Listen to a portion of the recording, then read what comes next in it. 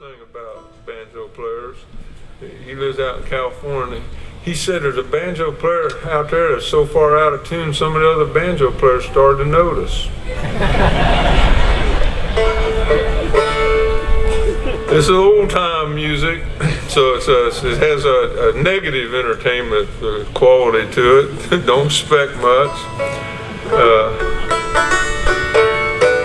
I've always loved to talk about old-time music on the gospel set because when I was a little redneck, that's the only kind of music we had. And we didn't know it was old-time music. In fact, I still kind of like it. I think because it doesn't have no confusing bunch of notes in it that makes it hard to know what you're playing.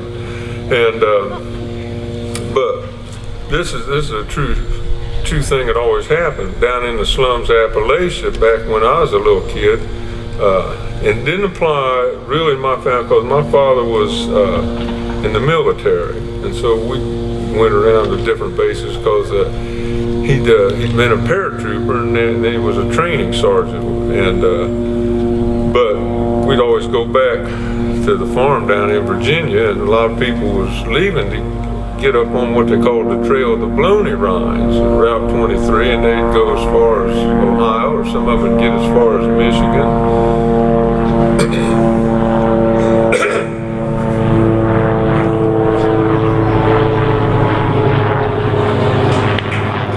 I'm trying to learn this type of speaking. And I think Leonardo da Vinci first painted that. But they'd go up and they'd get jobs, and then when they'd lose them or get homesick, they'd go back down into the country and we'd get to see them again. But here's what happened. When the people would get up there, they still had their religion that they'd had down in Appalachia, so they'd go to church. But they'd become more cityfied. They'd clean up to go to church, for instance. And anybody that's ever done any hard farming knows, or mining especially, hard to clean up. You can give your best shot to it, but you're still going to have dirt on you when you go to church. Well, these people, they would come back down there, and they sometimes would send us, and sometimes they would bring us hymnals. And they'd also bring things for the kids. We always got toys and old clothes and shoes and stuff as you could pick through down there at the church. But the old deacons of the church, they'd take these hymnals out, and of course they couldn't read, and they really couldn't read music. But they'd sing them same old hymns. They didn't know what they was looking at. And we'd be singing them, and we'd learn the words and the tunes, and that's how it went. But then whenever the city slickers come back, and they don't want to go to church maybe Christmas or Easter, and so the minister, he would try to do his best. He'd put the number of the hymns up on there that we was going to sing that day on the board up in front of the church. City slickers, they'd act like they just knew them all. They wouldn't open up no hymn or hymnal or nothing, and they'd be singing along city style.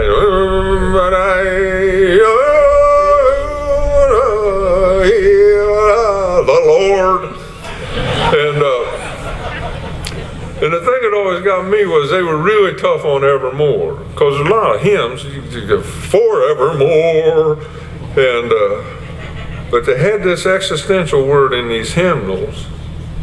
And maybe you've got caught with this one too, called Forever Now. And you were running along, of course, the city slicker, they'd be coming to a big forever, and they did forever, and they'd be forevermore, but it was forever now. Forever now! And as a little hillbilly, I caught wondering, what does forever now mean? It's kind of like Ralph Stanley when you gave him that request. We'll do this right now in a minute. Forever now. But then I went to my first old-time fiddlers convention down in Galax, Virginia, and I finally figured out what forever now means. It's like when they start one of them fiddle tunes, that's how long it lasts. And one of the great things, like you can't blame that on bluegrass music, 'cause I ain't never heard anybody start a bluegrass song, they couldn't get it stopped. But them fiddle tunes must be the hardest thing to stop. So even though this is old time music, boys, when I quit playing, let's stop. Okay.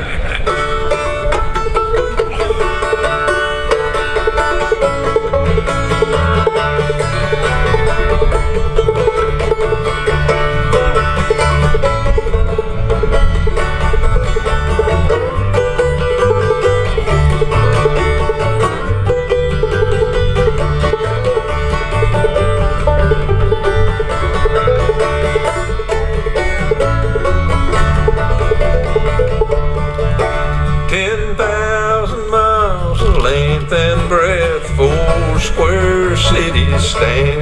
Its gems and walls of jasper shine, not made by human hand.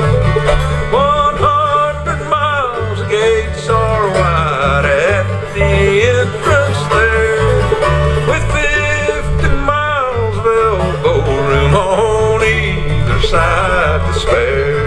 Oh, when the gates swing wide on the other side, just beyond the sunset sea, there'll be room to spare as we enter there.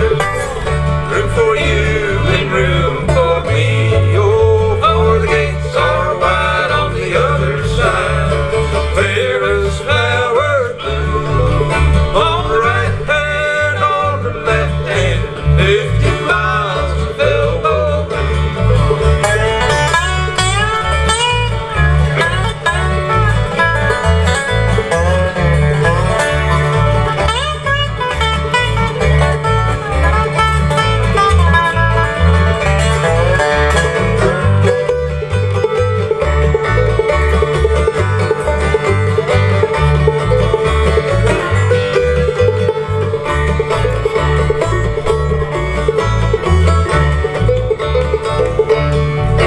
Sometimes I'm cramped and I'm crowded here, and I long for elbow room.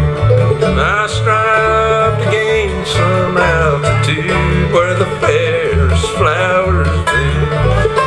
It won't be long until I pass into that city fair, with 50 miles of elbow room on either side to spare. Oh, when the gates swing wide on the other side, just beyond the sunset sea, there'll be room to spare as we enter there. Room for you and room for me. Oh, for the gates are wide on the other side. The